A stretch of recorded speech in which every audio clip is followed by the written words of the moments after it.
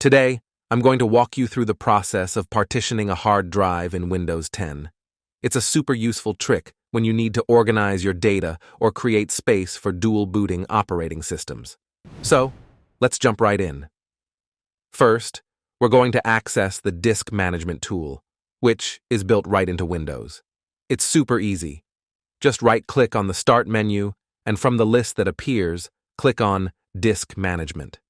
This will open the Disk Management window, where you can see all your existing drives and partitions. Next, you'll see a list of your connected drives and any existing partitions. Here, we need to choose the drive we want to partition. Right-click on the drive you want to shrink.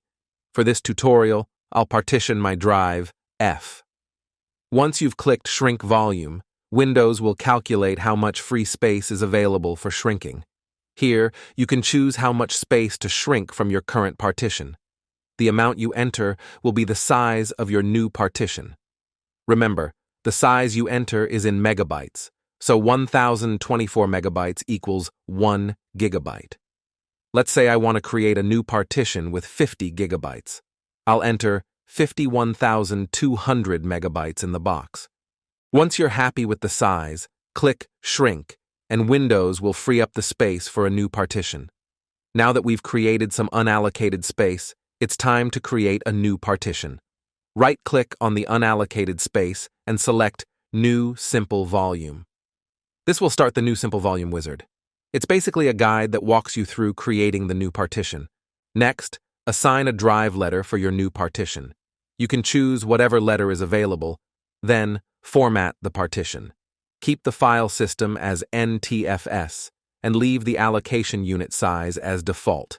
You can also name the partition whatever you want in the volume label field. I'll call mine New Partition. Finally, click Finish, and Windows will create your new partition. And that's it. You've successfully partitioned your drive in Windows 10.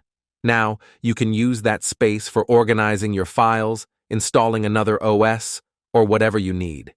If you found this tutorial helpful, don't forget to give us a thumbs up and subscribe to our channel for more tech tutorials.